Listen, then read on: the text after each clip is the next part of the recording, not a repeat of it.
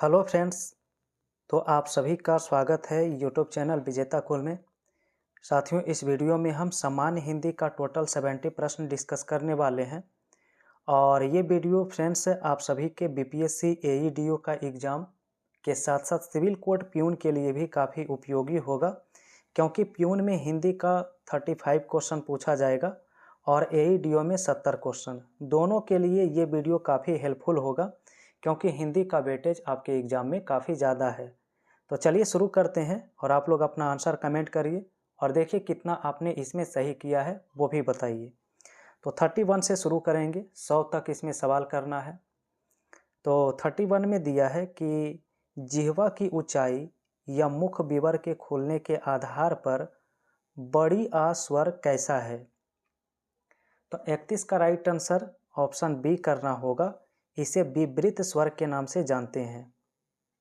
Next लिखा है, निम्न में से काकल्य वर्ण या स्वर यंत्रीय व्यंजन निम्न में से कौन है। तो काकल्य वर्ण के नाम से याद रखिएगा, ऑप्शन ए होगा। हाँ, इसका उत्तर है। 33 लिखा है, हिंदी शब्दकोश में छा का कर्म किस वर्ण के बाद आता है। तो 33 का राइट आंसर सी होता है, का के बाद। 34 में लिखा है कि रिक्शा शब्द किस भाषा से हिंदी में गृहीत हैं। तो 34 का राइट आंसर सी करना होगा, जापानी। 35 दिया है, संकर शब्द का सही उदाहरण क्या है। तो याद रखिए, संकर का जो है टिकट घर यहाँ पर राइट आंसर है, सी ऑप्शन में। 36 में है कि उच्छ्वास का संधि विच्छेद क्या होता है। तो याद रखिए, उच्छ्वास का उत् जोड़ श्वास होता है। नेक्स्ट लिखा है, निम्न में से कौन सा शब्दालंकार है। 37 का ऑप्शन डी हो जाएगा यहाँ पर, यमक अलंकार। 38 नंबर क्वेश्चन यहाँ पर दिया है आप सभी का, निम्नलिखित में से सर्वनाम बताइए कौन है। तो 38 का राइट आंसर पूछा है तो बी ऑप्शन करेंगे। सर्वनाम यहाँ पर ऑप्शन बी में है, आप होता है। नेक्स्ट लिखा है, युधिष्ठिर में कौन सा समास है।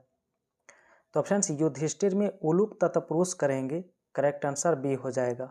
तो क्वेश्चन नंबर 40 दिया है कि बच्चों को सिनेमा से दूर रखना चाहिए क्यों। बच्चों को सिनेमा से दूर रखना चाहिए क्यों। क्योंकि उचित अनुचित का विवेक विकसित नहीं होता है, इसीलिए। 41 दिया है कि किस शब्द में कु उपसर्ग का प्रयोग बुरा या बैड के अर्थ में नहीं हुआ है। कुख्यात, कुपुत्र, कुमार्ग और कुशल। तो 41 का डी हो जाएगा, कुशल राइट आंसर। नेक्स्ट सवाल है, स्वाभिमान में उपसर्ग बताइए क्या होगा। तो फ्रेंड्स, स्वाभिमान में स्व यहाँ पर उपसर्ग होगा, बी ऑप्शन करेंगे। 43 है, एरा प्रत्यय से बना शब्द कौन नहीं है। तो एरा से जो नहीं बना है वो है सवेरा, ऑप्शन डी होगा। 44 में है कि मिठास शब्द का निर्माण किससे हुआ है। तो ऑप्शन ए होगा, मीठा प्लस आस। नेक्स्ट लिखा है, कोयला शब्द में संज्ञा का भेद बताइए क्या है। ठीक है, तो कोयला का यहाँ पर द्रव्यवाचक संज्ञा करना होगा। नेक्स्ट प्रश्न है कि पंडित से बनी भाववाचक संज्ञा क्या होगी। तो पंडित से यहाँ पर पांडित्य होगा, ऑप्शन बी में। नेक्स्ट क्वेश्चन है, दरवाजे पर कोई आया है, यहाँ कोई सर्वनाम का प्रयोग किसके लिए संभावित है। तो कोई यहाँ पर सजीव प्राणी के लिए होगा, राइट आंसर ए करेंगे। 48 दिया है, कश्मीरी सेब सिंदूरी लाल होता है, वाक्य में सिंदूरी शब्द क्या है। तो सिंदूरी यहाँ पर प्रविशेषण होगा। नेक्स्ट क्वेश्चन है, धातु किसे कहते हैं। तो धातु जो होता है क्रिया के मूल रूप को कहा जाता है, ए ऑप्शन करेंगे। क्वेश्चन 50 है, सवाल दिया है कि हथियाना, लतियाना, बतियाना किस प्रकार की क्रियाएं हैं। तो 50 का राइट आंसर बी हो जाएगा, नाम धातु क्रिया। नेक्स्ट लिखा है, राम लक्ष्मण से पत्र लिखवाता है, वाक्य में क्रिया का रूप क्या है। तो 51 का बी करना होगा, द्वितीयक प्रेरणार्थक यहाँ पर राइट होगा। ठीक है। क्वेश्चन नंबर 52, यहाँ पर बताना है आपादान कारक में अलग होने के अलावा किस भाव का बोध होता है। तो 52 का बी होगा तुलना, भय, लज्जा, सीखने का। गरीबों को वस्त्र दो, यहाँ को विभक्ति किस कारक की है। तो को विभक्ति संप्रदान कारक के लिए प्रयुक्त होता है, ऑप्शन सी होगा इसमें।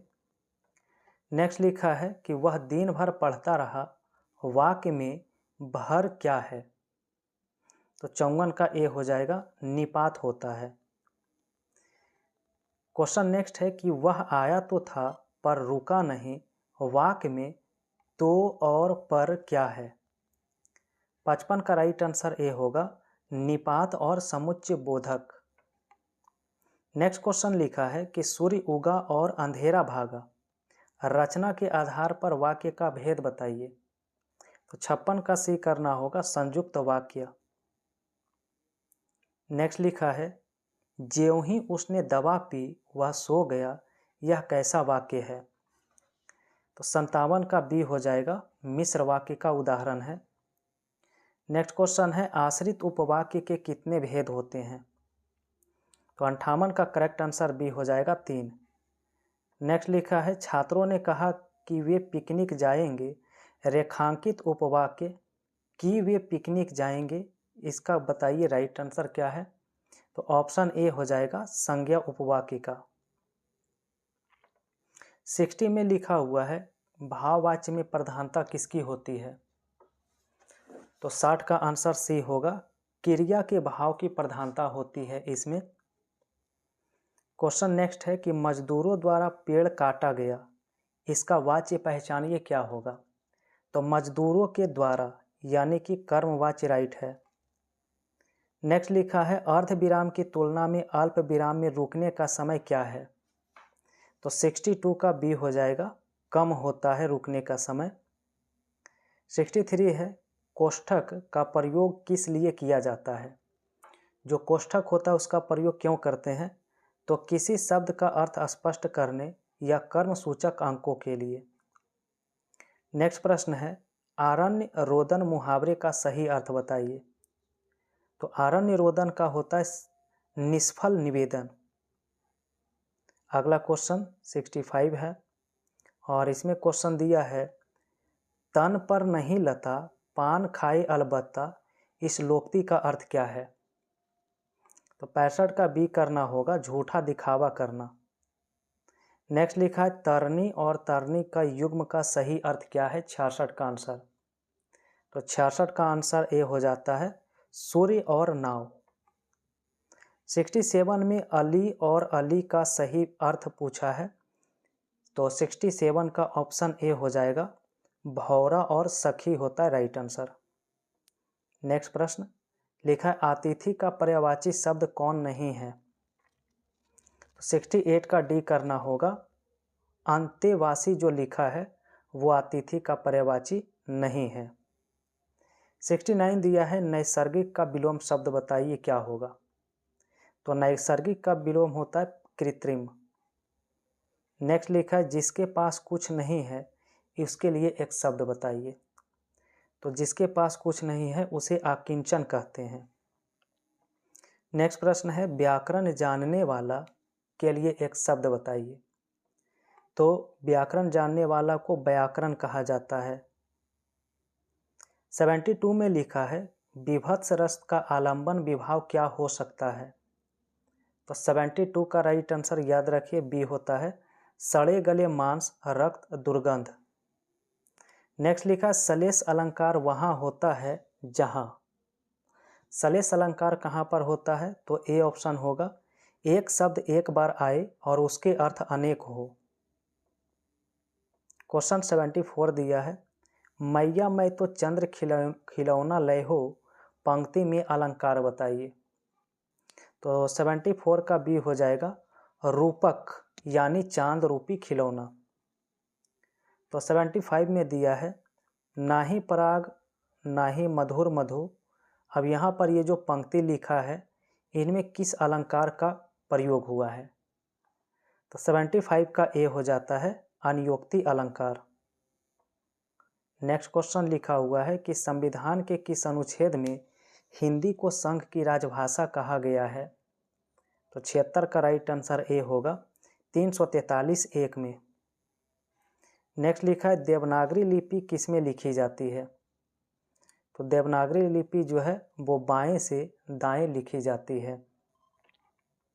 78 क्वेश्चन है प्रारूपण का मुख्य उद्देश्य क्या है? तो फ्रेंड्स प्रारूपण का उद्देश्य है कि कार्यालयी पत्राचार का कच्चा रूप तैयार करना। नेक्स्ट क्वेश्चन है टिप्पण कहाँ लिखी जाती है?